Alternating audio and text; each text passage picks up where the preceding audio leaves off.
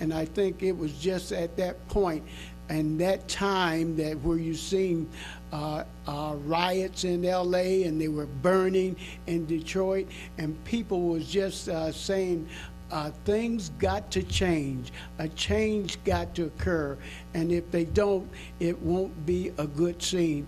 And Fort Wayne was just ripe for it. I'll pause to say this. Shortly by that time, after 2 years afterwards, I was working for the War on Poverty, and I was going to Washington, D.C. on the train, and I got on the train. It was this one white lady that was already on the train, and she was telling one of her people with her, this place here is Fort Wayne. It's a real nice place, but they have so many racial problems here.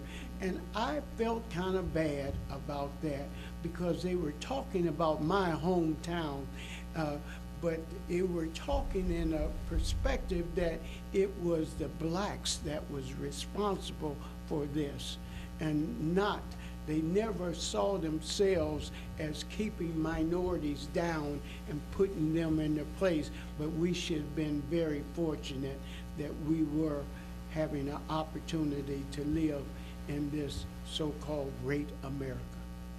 Okay, and Archie, I want to go back to you on this. When, you know, I mean, was there tension building up with Cletus and the guy, whatever happened with him? It had, I think Cletus, they've been having problems with some previous games we've had. You know, I think it has to go back. Didn't they junior high school? Yeah. And this was just something that had been ongoing. He'd been calling Cletus names. He'd been messing with him. You know, when you're underneath the basket, we can't see what's going on. You know, the officials sometimes can't see. A player can get you. He can do things to you, say things to you, and they don't hear it. Or if they do hear it, they're turning their ear to it. But this guy had been picking with Cletus the whole game, and like I say, he just had enough. And the way things were going with the game, you know, it wasn't going in our favor because they were taking it from us. You know, we felt like, okay, they're calling all these technicals. There's nothing we can do. It's out of our hands now.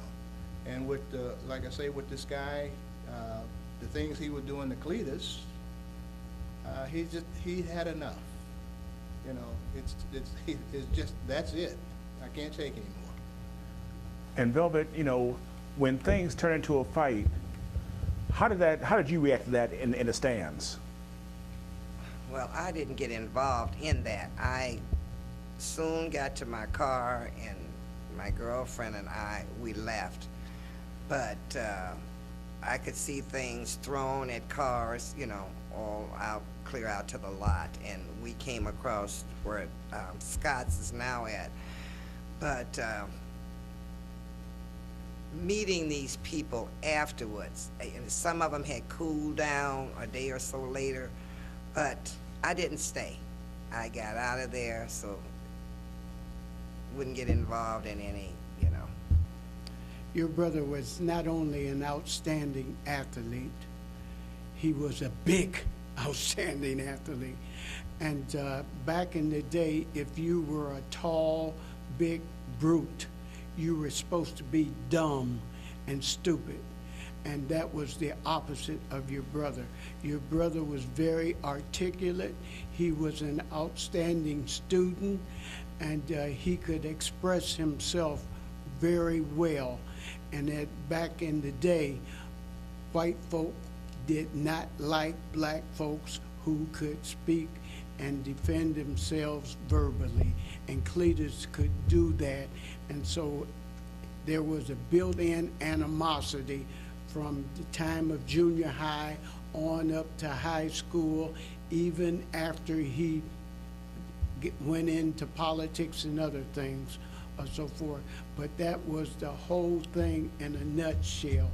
And that's why I say I'm so glad things have progressed for the better, because we are moving in direction. We have a black president, and you can be what you want to be I didn't say that it would be difficult, because it will be difficult, but you still can set your goals high and to be what you want to be. And things are much different than what they were back in the 50s or so forth. As I look at our community today, Arch, and I want you to think about this.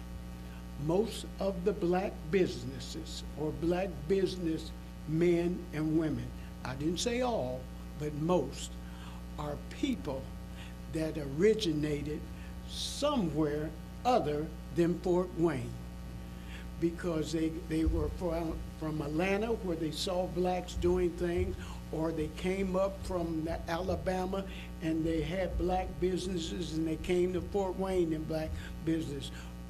Blacks in Fort Wayne are very complacent, so forth. And it was just now, because of transportation, that we can get around other than a block away and see what others happening. And as a result of us knowing better, we are now moving in a different direction. And I'm so glad that things are like they were, because all of us are part of the great Summit City.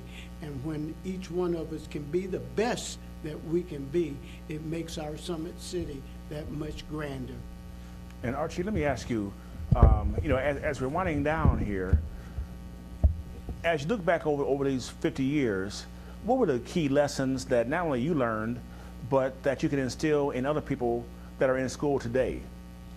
Well, the thing that I've learned that, like we're talking, when people are down on you, calling your names or saying things, we can't change that. You know, you just hold your head up and go on and do the best you can. There's always going to be somebody that's going to put you down, no matter what you do. So I tell the kids today, you know, we've come a long ways from where we were, but we still got a long ways to get to where we're going. And you're not going to do it without an education. Okay. And Velvet, you can have the last word here. You know, looking back, like I said, over all the years and all the fights, and you being personally from an athletic family, you know, what message can we learn from your experience from a school like Central and your whole 50 years of being a black person here? Well, if I had to sum it up into a very few words, I would say, I know how to act. All of us know how to act. We can act a fool, we can act it right, we can act it wrong. But I say, as I said in my last days of school, almost 40 years, I said, if we learn how to react to situations. Okay. Well, I want to thank you all for coming out, because hopefully we can get a lot of your other classmates to join us as well, because even though you all were black militants 50 years ago, you didn't let that image deter your success. So again, thank you all very much. The mission of HackonomicsTV is to contribute to the black consciousness movement going on across America, and to dismantle and destroy the Willie Lynch slave mentality and lessen the impact of historic white supremacy on our individual and group mindsets. Good night.